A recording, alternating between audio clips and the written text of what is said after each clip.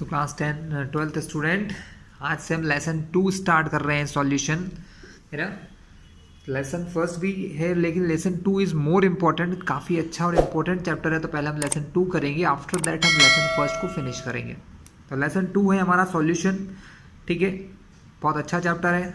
थोड़ा सा मैं आपको बुक से रीड करवाऊंगा, उसके बाद फिर आपको सारी चीज़ें एक्सप्लेन करूंगा। तो in normal life we rarely come across the pure substances, मतलब प्योर चीज़ों से कांटेक्ट हमारा लाइफ में बहुत ही कम होता है।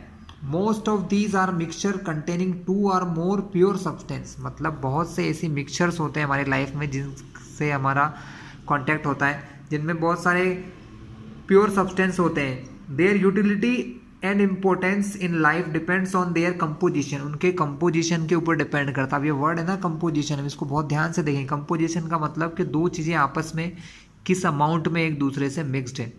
इसको फाइंड करने के लिए हमने क्लास 11 में पढ़ा था मोलैलिटी, मोलैरिटी, मोल फ्रैक्शन, वो सब हम आगे देखने वाले हैं। For example the properties of brass, mixture of copper and zinc, mixture है कॉपर और जिंक के मिक्सचर को ब्रास कहते हैं, are quite different from those of German silver, जो कि कॉपर और जिंक और निकल का मिक्सचर होता है, और ब्रोंज जो कि कॉपर एंड टिन, मतलब इनमें कॉपर तीनों में कॉमन है बट फिर भी तीनों चीज़ें डिफरेंट है, ठीक है। 1 पार्ट पर million of fluoride ion in water prevent tooth decay, मतलब फ्लोरीन के जो आयन्स हैं अगर हमारे वाटर के 10 मिलियन एटम पर अगर 1 मिलियन एटम किसका हो जाए, फ्लोराइड का आयन का हो जाए, जिसको कहते हैं 1 ppm, तो क्या होगा, टूथ डिके को कॉज कर सकता है, ठीक है। While 1.5 ppm cause the tooth to become mottled and high concentration of fluoride ion can be poisonous, मतलब और जितना ज़्यादा कंसंट्रेशन वाटर में फ्लोराइड आयन का होगा वो धीरे धीरे पॉइजनियस बन जाता है, ठीक है। For example sodium fluoride is used in rat poison, इसका यूज किस में किया जाता है, चूहे मारने की दवाई जो होती है रेड पॉइजन में किया जाता है। इंट्रावेनियस इंजेक्शन मतलब जो हमारे नर्व्स में लगाया जाए, हमारी बॉडी की जो नर्व्स होती है, नसें होती है, आर्टरीज होती है, उनके अंदर लगाए जाते हैं। Are always dissolve in water containing salt at particular ionic concentration, उसको हमेशा किस में डिजोल्व करके रखा जाता है, एक ऐसे सॉल्यूशन में रखा जाता है जिसका कंसंट्रेशन फिक्स्ड होता है, ठीक है। ये सब चीज़ें इस लेसन में हम आगे देखे जाएंगे। That match with blood plasma concentration, जिसका कंसंट्रेशन हमारे बॉडी के ब्लड प्लाज्मा से मिलता जुलता होता है, ठीक है। इतना बस हमको यहाँ से पढ़ना था, बाकी मैं आपको कॉपीज़ में समझाऊंगा। तो सबसे पहले हम देखते हैं टाइप्स ऑफ सॉल्यूशंस। सॉल्यूशन के टाइप क्या क्या होते हैं स्टूडेंट, ये और देख लीजिए। सॉल्यूशन 2 प्रकार के होते हैं, होमोजीनियस और हेट्रोजीनियस। ज़्यादातर हम लोग होमोजीनियस सॉल्यूशन के बारे में ही पढ़ते हैं। Solution are homogeneous mixture of 2 are more than 2 component, मतलब 2 या 2 से ज़्यादा कंपोनेंट जब होमोजीनियसली मिक्स्ड होते हैं तो वो सॉल्यूशन होते हैं। होमोजीनियस मतलब इस प्रकार के हम उनको अलग समझ ही नहीं पाएंगे कि वो अलग हैं या एक ही चीज़ है, ठीक है। जैसे सॉल्ट में आपने वाटर में सॉल्ट मिला देते हैं तो क्या होता है, हमें समझ ही नहीं आता है, देख के कोई नहीं बता सकता है कि ये सॉल्टी वाटर है या नॉर्मल वाटर है। By homogeneous mixture we mean that its composition and properties are uniform, एक जैसी प्रॉपर्टीज होती है throughout the mixture. Generally the component that is present in largest quantity is known as solvent, ये ध्यान रखिएगा, जो ज़्यादा अमाउंट में होता है या लार्जेस्ट क्वांटिटी में होता है उसको सॉल्वेंट कहते हैं। Solvent determine the physical state in which solution exist, solvent जिस फिजिकल स्टेट में होता है उसी फिजिकल स्टेट में हमारा सॉल्यूशन भी होता है student. 1 are more component present in solution other than solvent are called solute, और सॉल्वेंट के अलावा जो दूसरी चीज़ें होती हैं वो एक भी हो सकता है, एक से ज़्यादा भी हो सकता है, मोर देन 1 2 3 4 हो सकते हैं, उनको हम सॉल्यूट्स कहते हैं स्टूडेंट। क्या कहते हैं, वो हमारे सॉल्यूट्स होते हैं।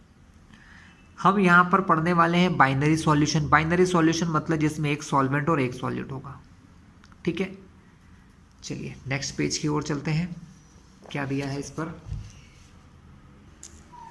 सो स्टूडेंट यहाँ पर हमें कुछ टाइप्स ऑफ सॉल्यूशन दिए हैं जिनके अंदर सॉल्यूट और सॉल्वेंट बताए गए हैं।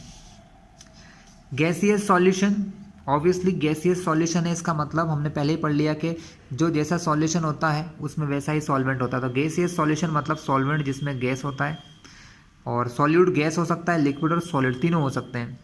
तो इस टाइप के जो कॉमन एग्जाम्पल हैं, mixture of oxygen and nitrogen जो हमारे एयर में होता है, होमोजीनियस होता है स्टूडेंट, एक जैसा होता है मिक्सचर। लिक्विड और गैस का chloroform mixed with nitrogen gas, nitrogen gas में अगर क्लोरोफॉर्म को मिक्स कर दें तो ये उसका मिक्सचर बनता है। Camphor in nitrogen gas, camphor को नाइट्रोजन गैस में मिक्स करते हैं तो वो हमारा गैस और सॉलिड का सॉल्यूशन होता है। लिक्विड सॉल्यूशन, इसमें लिक्विड सॉल्यूशंस में क्या है, जैसे liquid gas, oxygen dissolve in water, liquid liquid ethanol dissolve in water, liquid solid glucose dissolve in water. ठीक है, एग्जाम्पल आप रीड कर लेना, मैं आपको अब सॉल्यूशन के बारे में थोड़ा समझाता हूँ, समझिए। सॉल्यूशन का मतलब क्या है स्टूडेंट, सॉल्यूशन जिसमें दो चीज़ होती है, सॉल्यूट एंड सॉल्वेंट। क्या होता है, सॉल्यूट और सॉल्वेंट। सॉल्वेंट हम वही बात करेंगे, अभी हम बाइनरी सॉल्यूशन देख रहे हैं, हमको क्या बोला गया कि हमको इस साल बाइनरी सॉल्यूशन ही पढ़ना है। तो हम ये देखेंगे कि किसी भी सॉल्यूट में, सॉरी सॉल्वेंट में जब हम सॉल्यूशन मिक्स करते हैं तो वो क्या हो जाता है, सॉल्यूशन बन जाता है ना। सॉल्यूशन एक टाइप का होमोजीनियस मिक्सचर होता है। होमोजीनियस मतलब इसमें सॉल्यूट के पार्टिकल इस तरीके से डिसॉल्व होते हैं कि हम ये नहीं कह सकते कभी भी कि सपोज ये मेरा सॉल्यूशन है ना, इसके अंदर मान लो कि वाटर या कोई भी ऐसा लिक्विड है, हमने इसके अंदर कोई सॉल्यूट मिलाया तो वो सॉल्यूट इसके पूरे वॉल्यूम में, जितना भी ये वॉल्यूम है इसमें पूरा मिक्स हो जाता है। यहाँ पर भी होगा उसके सॉल्यूट के पार्टिकल, यहाँ पर भी होंगे, यहाँ पर भी होंगे, पूरे सिस्टम में एक जैसे सॉल्यूट के पार्टिकल मिक्स हो जाते हैं। हम ये नहीं कह सकते कि यहाँ सॉल्यूट ज़्यादा है या यहाँ सॉल्यूट ज़्यादा है या यहाँ, तब उसको हम कहते हैं सॉल्यूशन। क्योंकि होमोजीनियस मिक्सचर का मतलब ही यही होता है कि एक जैसा मिक्स होना, समझ गया, ये पूरे सिस्टम में ऐसे डिसॉल्व हो जाए, जितना भी लिक्विड या गैस या वॉल्यूम है, जिस भी चीज़ के अंदर आप मिक्स कर रहे हो उसके अंदर पूरा एक जैसा मिक्स हो जाता है throughout the mixture. Total पूरे सिस्टम में जब सॉल्वेंट के अंदर सॉल्यूट के पार्टिकल होमोजीनियसली मिक्स्ड होते हैं तो वो होता है हमारा सॉल्यूशन, एक जैसा।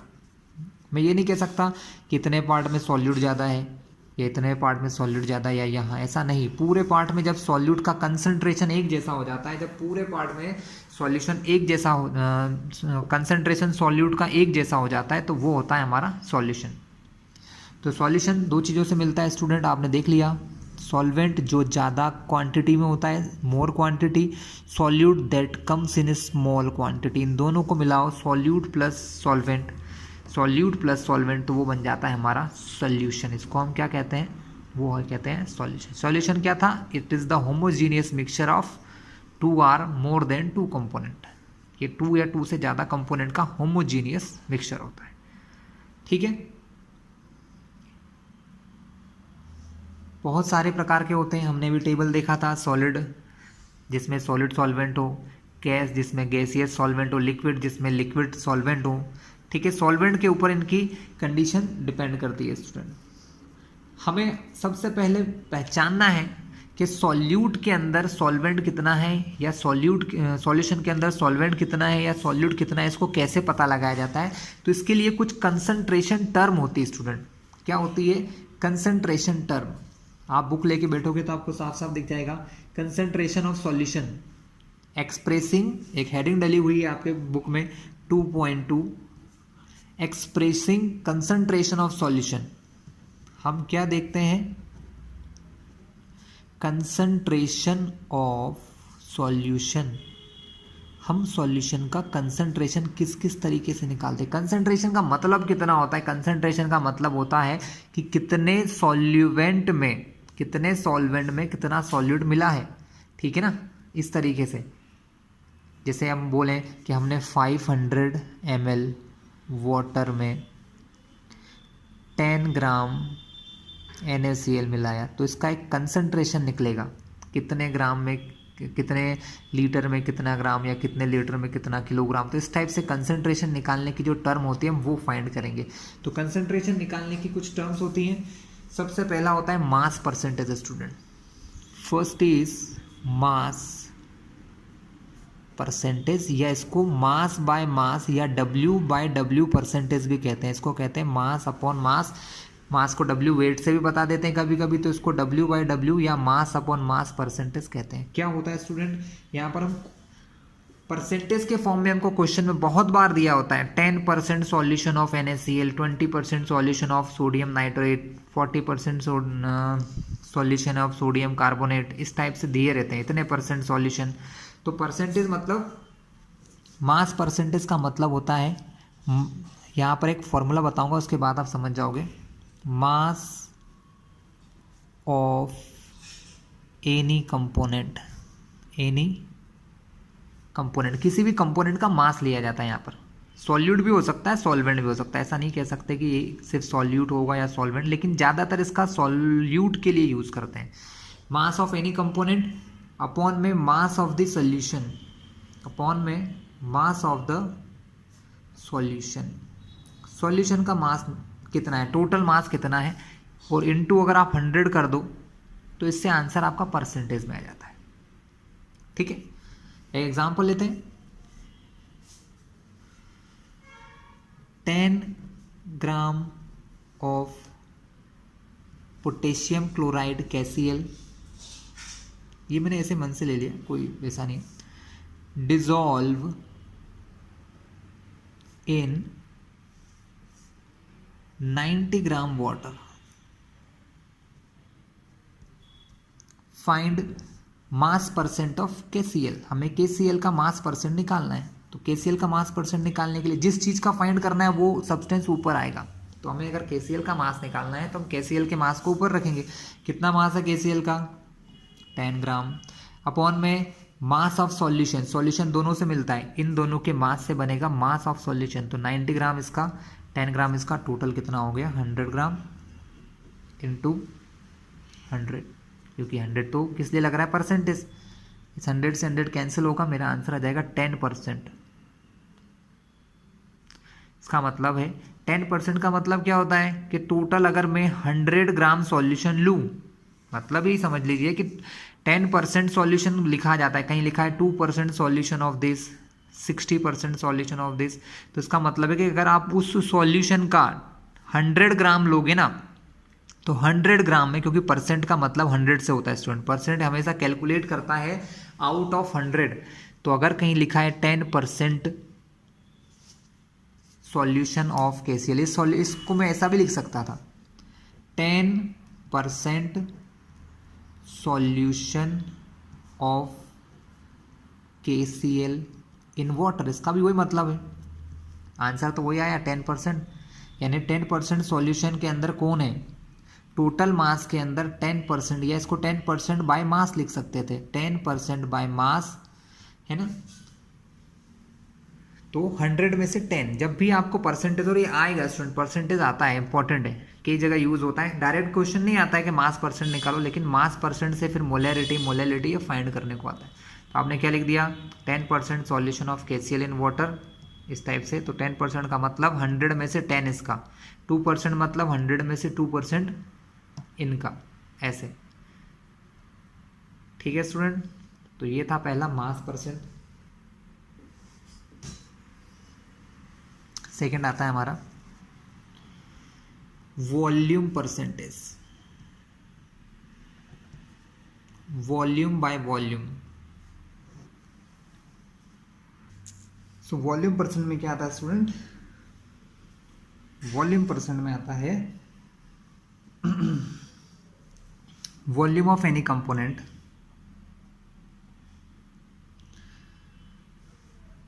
So volume percentage of any component, किसी भी कंपोनेंट का अगर वॉल्यूम परसेंटेज निकालना है तो सेम फॉर्मूला है, यहाँ पर जो मास लिखा था ना, और उसकी जगह वॉल्यूम कर दो, volume of any component upon में वॉल्यूम ऑफ सॉल्यूशन, काम हो जाएगा आपका। तो क्या होगा, volume of any component by volume of solution, और सॉल्यूशन का वॉल्यूम मल्टीप्लाई बाय 100 करते से ये परसेंटेज में आंसर आ जाएगा। ठीक है स्टूडेंट, ये वॉल्यूम जनरली लिक्विड के लिए यूज़ होता है, तो जो लिक्विड्स होते हैं ना, लिक्विड के सॉल्यूशन के लिए ज़्यादातर इसका यूज़ किया जाता है। ठीक है, इसमें लिखा रहता है V/V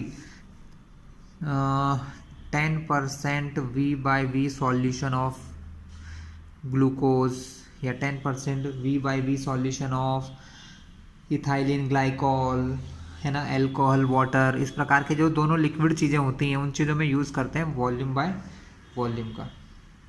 ठीक है, नेक्स्ट चलते हैं स्टूडेंट। नेक्स्ट हमारा है मास बाय वॉल्यूम, है ना। सेम फॉर्मूला रहेगा, ऊपर मास नीचे वॉल्यूम ऑफ सॉल्यूशन। तो mass by volume percentage M/V percentage mass upon volume percent के लिए क्या लिख सकते हो, ज़्यादातर ये सॉल्यूट के लिए ही होता है, इसलिए मैं लिखूँगा मास ऑफ सॉल्यूट या मास ऑफ एनी कंपोनेंट, किसी भी कंपोनेंट का mass divided by volume of solution, क्योंकि मास अपन वॉल्यूम, अपॉन में आएगा volume, volume of solution into 100 into 100। So mass by volume solution भी होता है स्टूडेंट। ठीक है, इसको जनरली हम लोग डेंसिटी परसेंट भी कह सकते हैं। ठीक है, अब एक बहुत इंपॉर्टेंट कंसेप्ट है स्टूडेंट, जिसको ध्यान से समझिएगा, ये कंफ्यूजिंग भी है। इसको कहते हैं PPM, PPM जिसका फुल फॉर्म होता है पार्ट्स पर मिलियन। मिलियन का मतलब होता है 10⁶ यानी कि 10 लाख। इसको 1 मिलियन कहा जाता है। तो जब भी हम किसी चीज़ को कंपेयर करते हैं 10⁶ से, किससे कंपेयर करते हैं, 10⁶ से कंपेयर करते हैं, तो वो बन जाता है PPM। कैसे बनता है PPM का अपन फॉर्मूला लिख रहे हैं, पार्ट्स पर मिलियन कहते हैं। इसका फॉर्मूला होता है हमारा स्टूडेंट नंबर ऑफ पार्ट्स, क्या आता है ऊपर, number of parts of the component, of the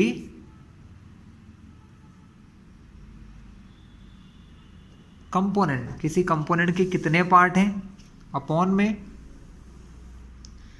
total number of parts of all component, या ये कह लो total number of parts of solution, total number of parts of solution या all component.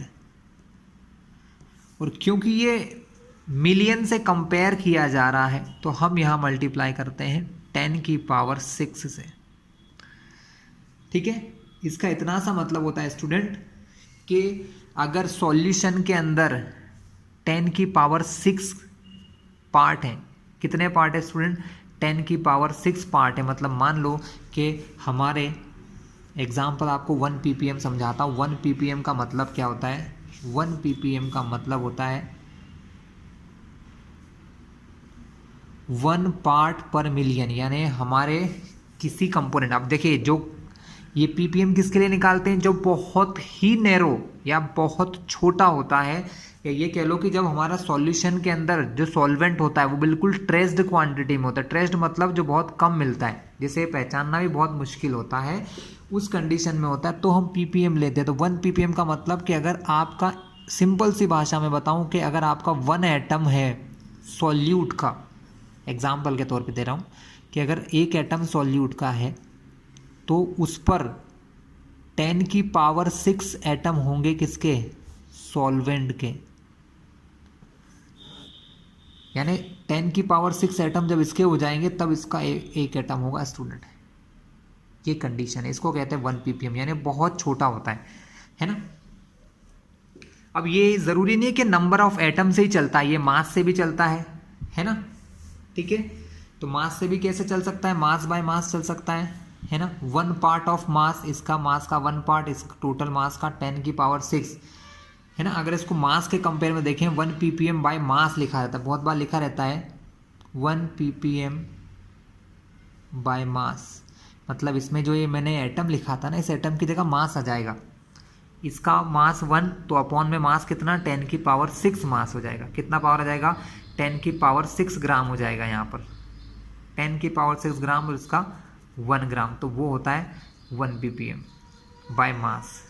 ठीक है, इसी टाइप से अगर स्टूडेंट कभी ऐसा लिखा आ गया कि 2 ppm बाय मास, तो इसका मतलब है कि सॉल्वेंट के 10 के पावर 6 ग्राम मास में सॉल्यूशन जो सॉल्वेंट है उसका मात्र किसका है, उसका सिर्फ 2 ग्राम मास है।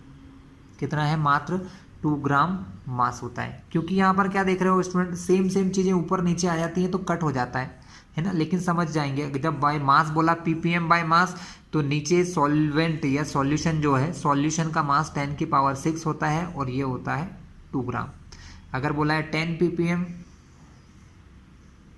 तो इसका मतलब क्या हो गया कि सॉल्यूशन टोटल मास हमारा 10 की पावर 6 ग्राम है, उस 10 की पावर 6 ग्राम यानी 1 मिलियन में से इसके पास सिर्फ और सिर्फ कितना मास है, 10 ग्राम मास है। क्लियर है स्टूडेंट? तो इस टाइप से ppm होता है, यूज़ बहुत कॉमनली यूज़ आता है ये आपको, है ना, क्वेश्चंस आते हैं ppm के ऊपर। ठीक है, नेक्स्ट देखते हैं मोल फ्रैक्शन।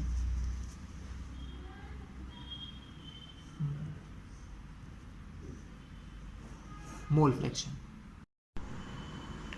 सो मोल फ्रैक्शन देखते हैं।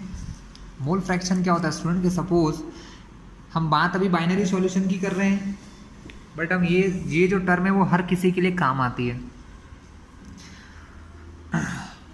जैसे सपोज हमारे पास 2 सब्सटेंस है या 2 से ज़्यादा सब्सटेंसेस हैं, अलग अलग क्वांटिटी में है, तो सपोज किसी सॉल्यूशन में if A, B and C 3 substance है, ए के जो मोल हैं, मोल निकालना आता ही होगा आप लोगों को, पहले ही बता चुका हूँ मैं आप लोगों को, क्लास 11 में मेरा एक वीडियो भी डाला हुआ है, देख लेना, इसी चैनल में मिलेगा।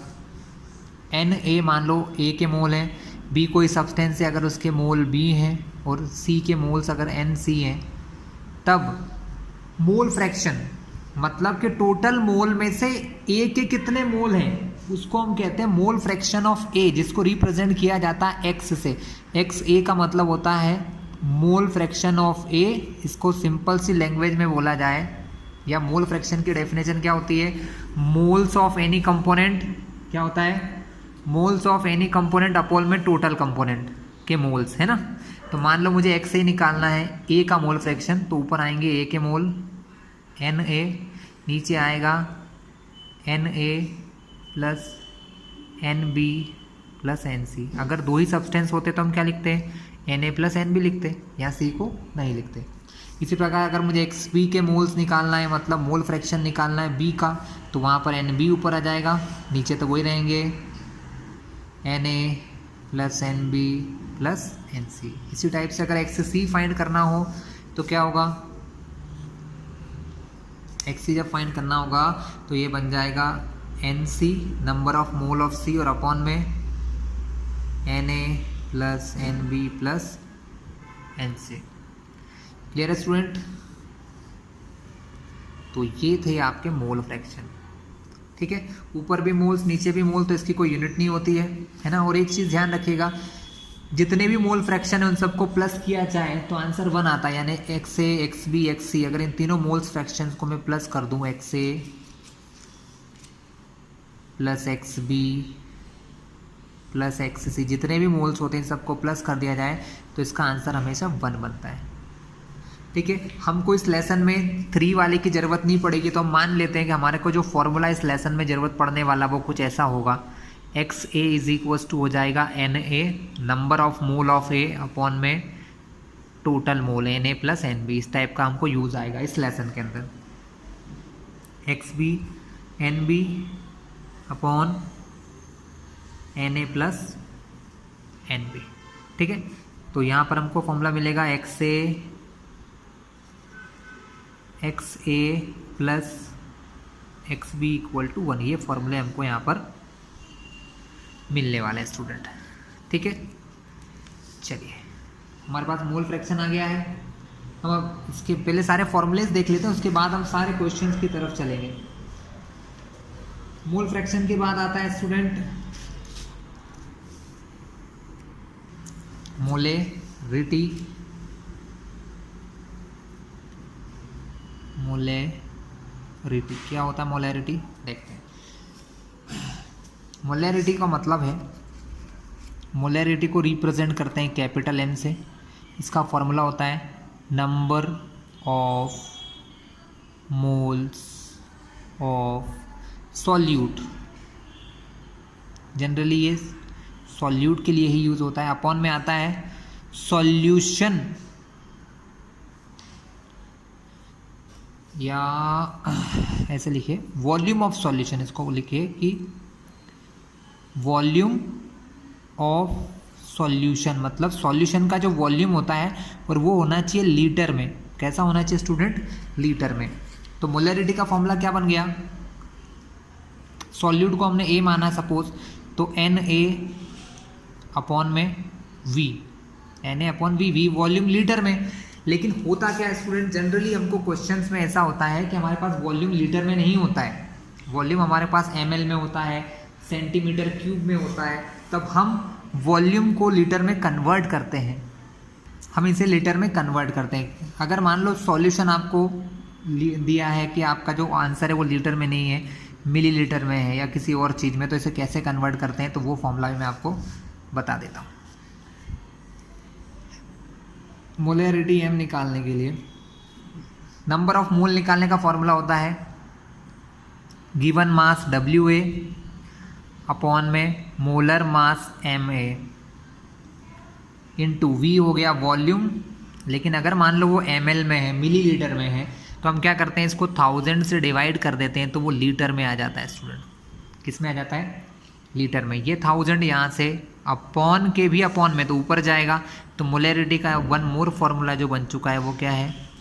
WA इंटू 1000 अपॉन में MA इंटू V।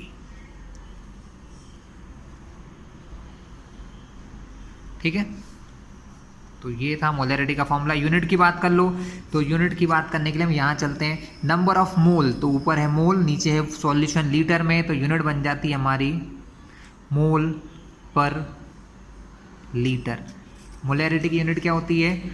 मोल पर लीटर। इसको कुछ ऐसे भी लिखते हैं, मोल और L-1 कर देते हैं, क्योंकि जो अपॉन में होता है उसको ऊपर ले जाओगे तो वो मोल पर लीटर ही कहलाता है स्टूडेंट। तो ये यूनिट भी हो गई स्टूडेंट हमारी। मोलैरिटी देख लिया हमने, है ना।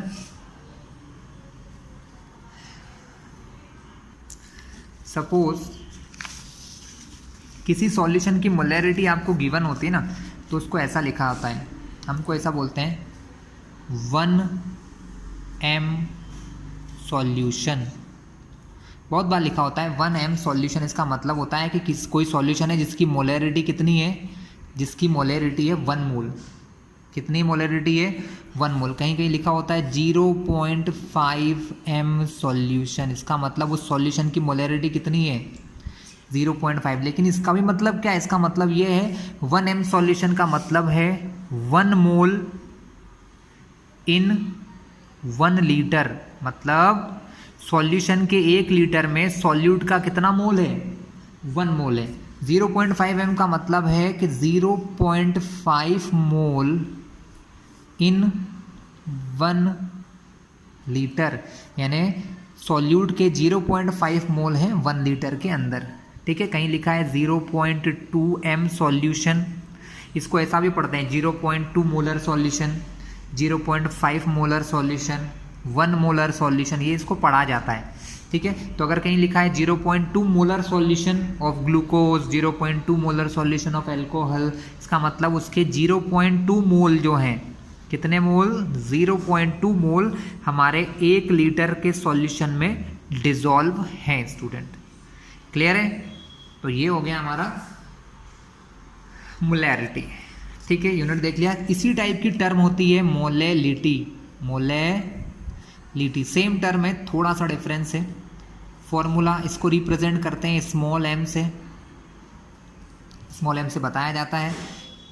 ऊपर की वैल्यू सेम मिलेगी, number of moles of solute, ऊपर की वैल्यू सेम है, सॉल्यूट के कितने मोल हैं, अपॉन में आता है mass of solvent in kg। kg में सॉल्वेंट का मास दिया जाता है स्टूडेंट, इसमें है ना।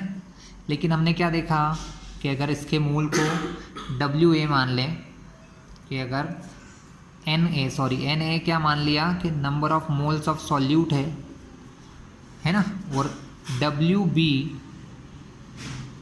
इज द गिवन मास या मास ऑफ सॉल्वेंट हो गया kg में, तो ये एक फॉर्मूला क्रिएट हो गया। यूनिट की बात करो तो नंबर ऑफ मोल अपॉन में kg, तो मोल पर kg हो गई इसकी यूनिट। ऐसे भी लिख सकते हो आप इसको, मोल kg इनवर्स, क्या लिख सकते हैं, मोल kg इनवर्स भी लिख सकते हैं। चलिए आगे की ओर मूव करते हैं। एक और फॉर्मूला कि जरूरी नहीं है कि मास ऑफ सॉल्वेंट हमेशा किलोग्राम में दिया हो, मास ऑफ सॉल्वेंट कभी कभी ग्राम में भी दिया होता है, तो तब ग्राम को किलोग्राम में चेंज करने के लिए हम क्या करते हैं, 1000 से डिवाइड करते हैं। Na number of mole of solute को अपन ऐसा भी लिख सकते हैं, given mass upon molar mass upon में WB दे रखा है पहले से, गिवन मास है ना, किसका गिवन मास है, ये सॉल्वेंट का है ना। इसको ये ग्राम में है, इसको किलोग्राम में कन्वर्ट करने के लिए 1000 से डिवाइड कर दिया जाता है स्टूडेंट। किससे डिवाइड कर दिया जाता है, 1000 से, ठीक है। तो ये 1000 ऊपर जाएगा,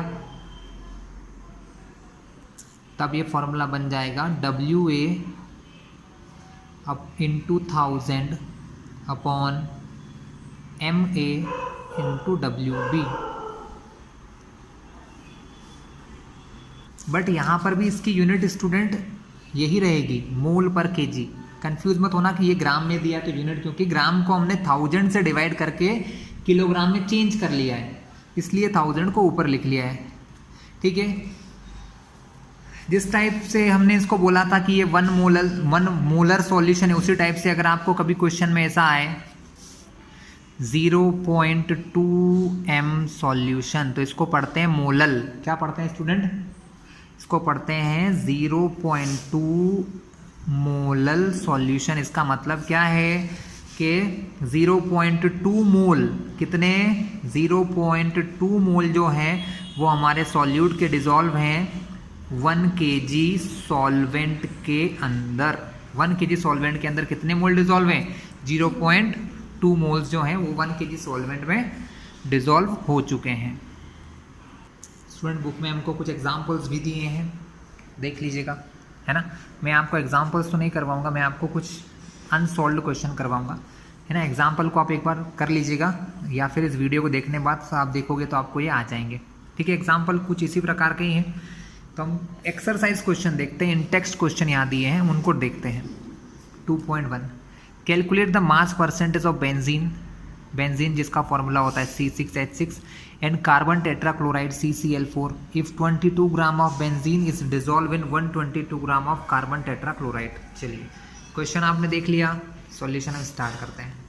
इजी सा क्वेश्चन है, गिवन चीज़ें लिख लीजिए पहले। ये हमारा है इन text question 2.1।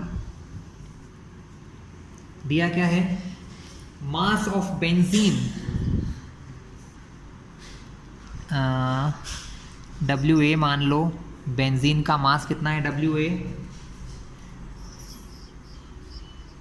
Calculate the mass percent of benzene and carbon tetrachloride if 22 gram benzene. तो बेंजीन का मास को मैंने मान लिया WA जो मुझे 22 ग्राम दिया है, और WB मैंने मान लिया है mass of carbon tetrachloride CCl4 question में लिखा हुआ है जो दिया है 122 ग्राम। हमें फाइंड करना है इनके परसेंटेज, मास परसेंट। तो मास परसेंट का फॉर्मूला क्या बताया था स्टूडेंट, मास परसेंट का फॉर्मूला बताया था मास ऑफ एनी कंपोनेंट। मान लो अगर मुझे WA का मास निकालना है तो ऊपर क्या आएगा, ओनली WA अपॉन में दोनों का प्लस, WA प्लस WB दोनों के मास का प्लस इंटू 100, तो ये परसेंट में आंसर आ जाएगा। सो WA कितना दिया है 22 अपॉन में 122, इन दोनों को प्लस करोगे, बड़ी क्लास के इसलिए डायरेक्ट कर रहा हूँ 144 इंटू 100, कैंसलिंग करें तो क्या आएगा स्टूडेंट, कैंसलिंग करके देखिए आप लोग, बड़ी क्लास के इतना तो कर ही सकते हैं, है ना। कैंसलिंग करने पर ये हमको देगा 11, यहाँ मिलेगा 72, ठीक है। इन दोनों का मल्टीप्लाई करके डिवाइड करोगे 72 से, तो आंसर कुछ आएगा, आपका 15.27%। 15.27% कुछ आंसर हमारा आने वाला है। तो ये हो गया हमारा मास परसेंट। जब आपने एक का फाइंड कर लिया है तो दूसरे का करने का तरीका भी यही होगा स्टूडेंट। दूसरे का मास कितना है 122, ऊपर आएगा, नीचे इन दोनों का प्लस 144 इंटू 100 करोगे तो आपका आंसर कुछ आएगा 84.73, क्योंकि इन दोनों को प्लस करोगे, क्योंकि यहाँ दो ही चीज़ें हैं, दोनों को प्लस करोगे तो 100 आएगा। मैंने ये कैसे निकाला, 100 में से इसको माइनस कर दिया तो ये परसेंटेज फाइंड हो गया। तो ये परसेंटेज किसका था, ये परसेंटेज है बेंजीन का C6H6 का, ये परसेंट है कार्बन टेट्राक्लोराइड CCl4 का। क्लियर है स्टूडेंट, है ना। अब इसके बाद के क्वेश्चन देखते हैं हम लोग, 2.2, 3, 4, 5 ये सब भी करेंगे। स्टूडेंट क्वेश्चन 2 पे चलते हैं। क्वेश्चन 2 क्या है हमारा, calculate the mole fraction. Calculate the mole fraction of benzene in a solution containing 30% by mass in carbon tetrachloride. मतलब बेंजीन यहाँ पर सॉल्यूट है और उसका सॉल्यूशन किसके अंदर है, कार्बन टेट्राक्लोराइड के अंदर है, और बेंजीन का मास परसेंटेज दिया है 30।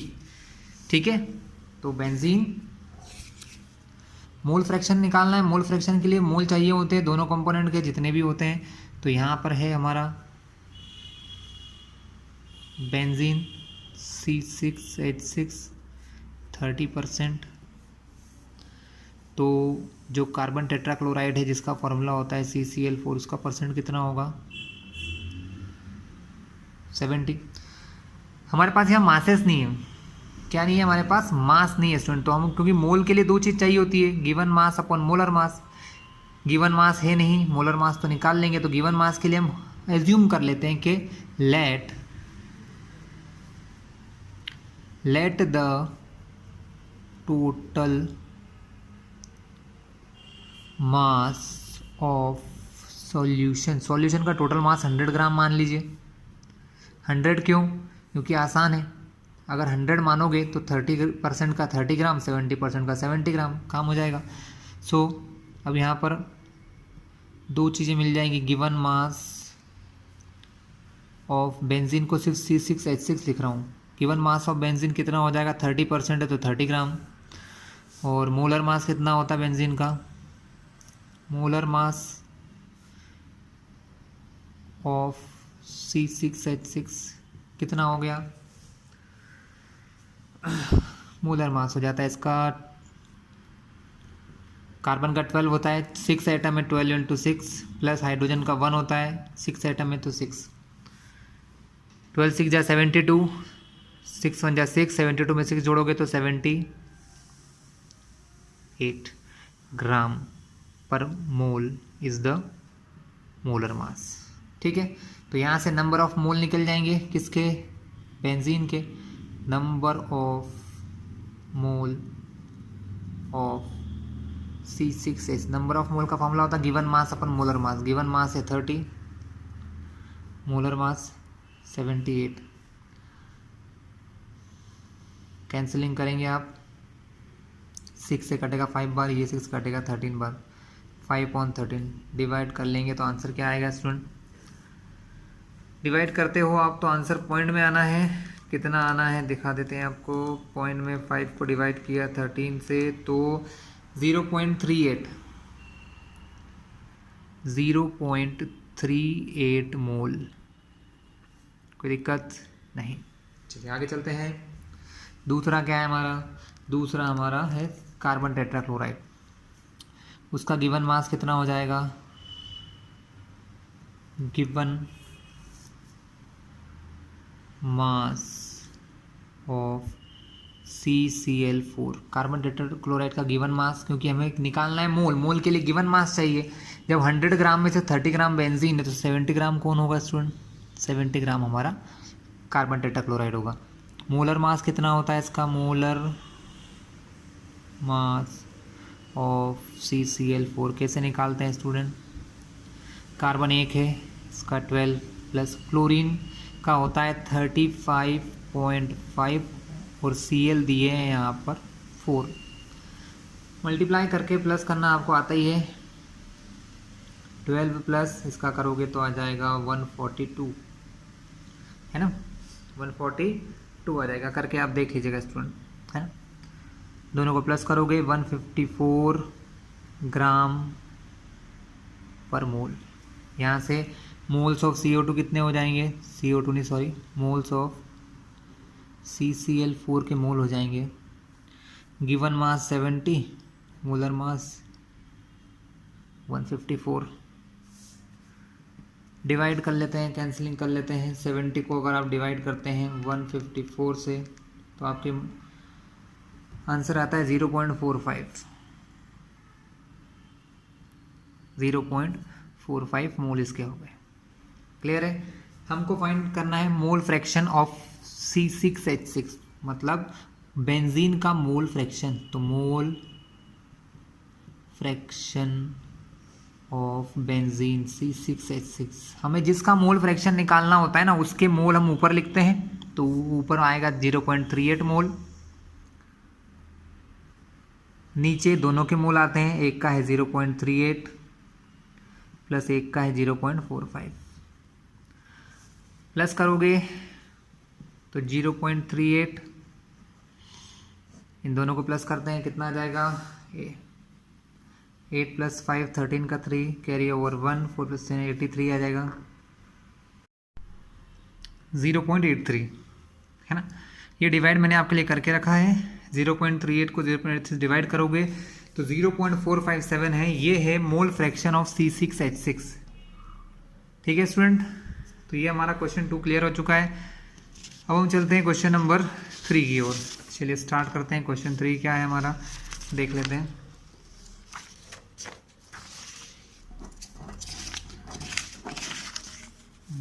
क्वेश्चन 3 है, question 3, calculate the molarity of each of the following. यहाँ पर 30 gram CONH3 whole twice cobalt nitrate .6H2O, तो ये पूरा एक ही कंपाउंड है। इसका 4.3 लीटर सॉल्यूशन के अंदर हमें क्या निकालना है, मोलैरिटी फाइंड करना होता है स्टूडेंट। क्या फाइंड करना है, मोलैरिटी। मैं लिख लेता हूँ क्या क्या चीज़ें आपके पास हैं, गिवन वैल्यूज़ में क्या क्या हैं। क्वेश्चन 3 का है, वी हैव 30 ग्राम हमारे पास है CONO3 होल ट्वाइस .6H2O, ये उसका गिवन मास है।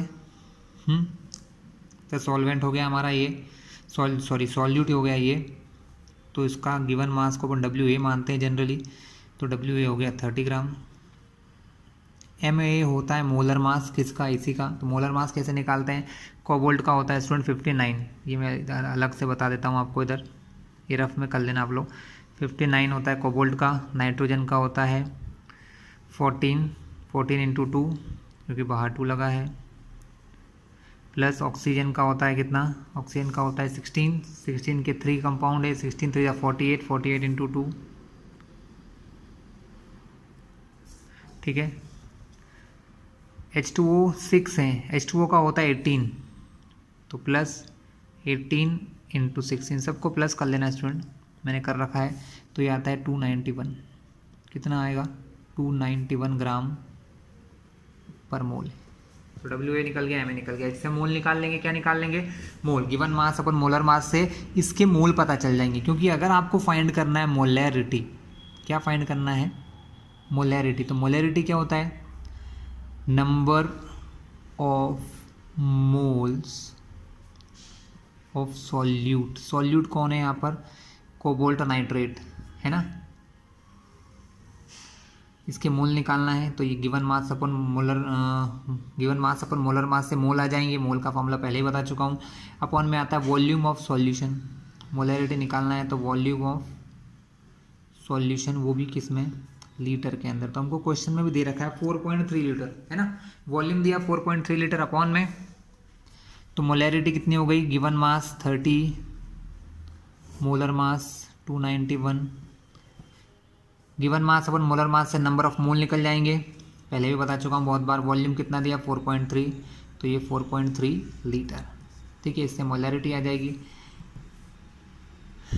कैंसिलिंग, मल्टीप्लाई डिवाइड करके कैंसिलिंग करना है, ये काम आप लोग जानते ही हैं, कोई नया वर्क नहीं है, इसलिए आप लोगों को ये करना होगा।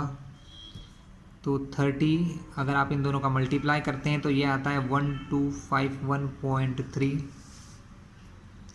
ठीक है, अगर 30 को आप डिवाइड करते हैं 1251.3 से तो आंसर आ जाता है 0.023 मोल पर लीटर। ये आ गई आपकी मोलैरिटी। तो ये थर्ड का पहला क्वेश्चन क्लियर हो गया। हमको मोलैरिटी निकालना था, फाइंड कर लिया। सेकंड पार्ट में क्या दिया स्टूडेंट? सेकंड पार्ट बहुत अच्छा है, इस प्रकार के क्वेश्चन अच्छे लगते हैं मुझे भी, और बच्चों को भी जब करना आ जाएगा तो इजी हो जाएगा। क्वेश्चन बी में है, इसी का बी पार्ट जो है वो ये कह रहा है कि आपको पहले से एक सॉल्यूशन दे रखा है 30 ml, है ना। वो 30 ml सॉल्यूशन किसका है? वो 30 ml सॉल्यूशन की मोलैरिटी पहले से दे रखी 0.5 और वो है H2SO4 का, यानी सॉल्यूट उसमें H2SO4 है। डाइल्यूटेड मतलब उसको हमें क्या करना है, पानी मिलाना है, उसमें डाइल्यूट करना है। कितना बनाना है? 500 ml, मतलब 30 ml सॉल्यूशन जो दिया है उसको 500 ml करना है। ठीक है, पहले जो 30 ml था उसके अंदर मोलैरिटी कितनी थी? 0.5 मोल। चलिए, बहुत आसान सा काम है, हम गिवन चीज़ें लिख लेते हैं, सब कर लेंगे। थर्ड का बी, और आपके पास है मोलैरिटी। पहले तो मोलैरिटी लिख लो।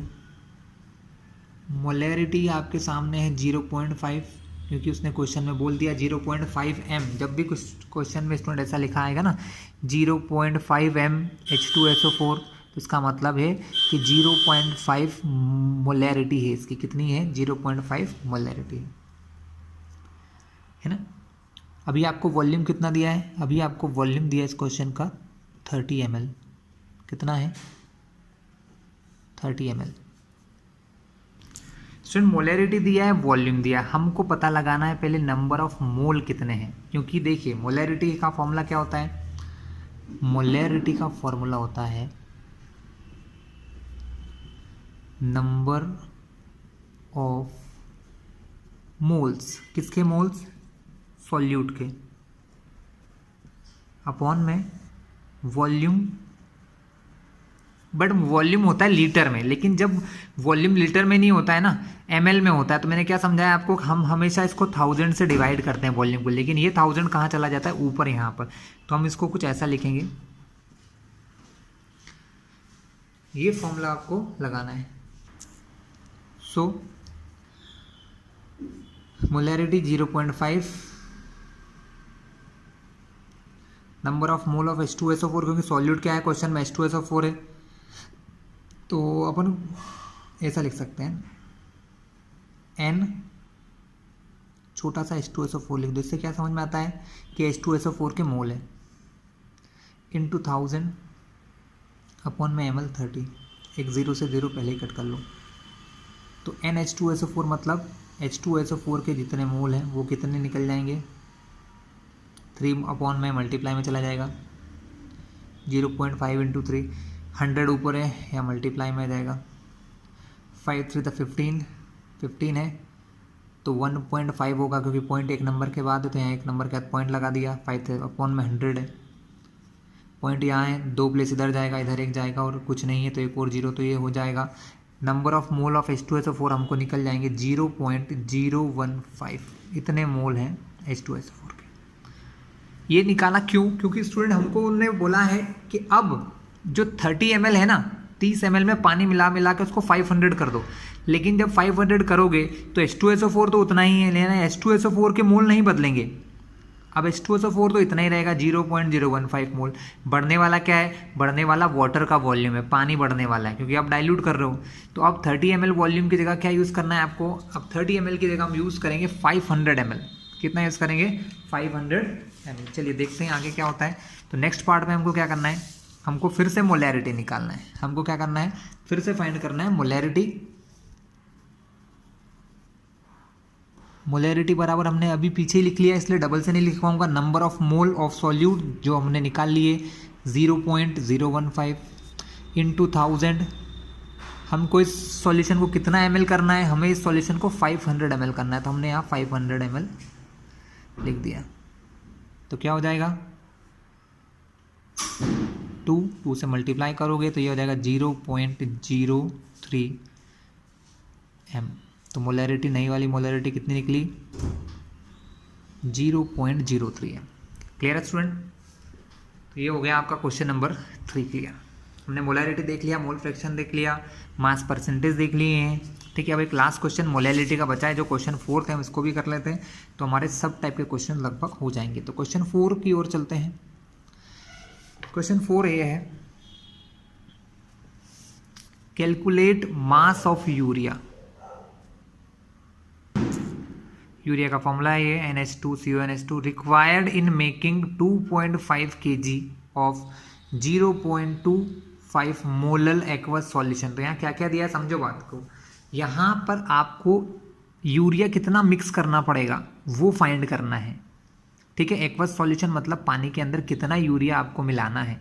ठीक है, जिससे कि आपको 2.5 kg का टोटल सॉल्यूशन मिल जाए। मतलब टोटल सॉल्यूशन यानी कि इसके अंदर यूरिया भी हो और वाटर, दोनों को मिला के 2.5 kg चाहिए।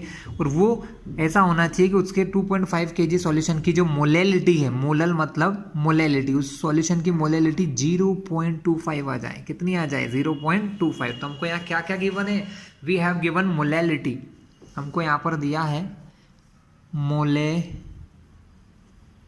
स्मॉल m को कहते हैं मोलैलिटी, हमको दिए क्वेश्चन में 0.25। हमको निकालना है मास ऑफ यूरिया, WA हमको फाइंड करना है, क्योंकि WA यूरिया यहाँ क्या है, सॉल्यूट है, सॉल्यूट के मास को हम WA मानते हैं, गिवन मास को। और उसका मोलर मास कितना है, मोलर मास यूरिया का फॉर्मूला होता है, लिख लो यहाँ पर, NH2CONH2 यूरिया का मोलर मास इसका होता है 14 + 2 16, 16 इसका 32 में 12 जोड़ा 44, ऑक्सीजन का 16, तो हो गया टोटल 60। तो टोटल हो गया मोलर मास 60 ग्राम पर मोल। चलिए, इसके अलावा अब यहाँ पर इसके मास WA को हम एक्चुअल में काम करते हैं x ग्राम मान लेते हैं। अब मास ऑफ सॉल्वेंट,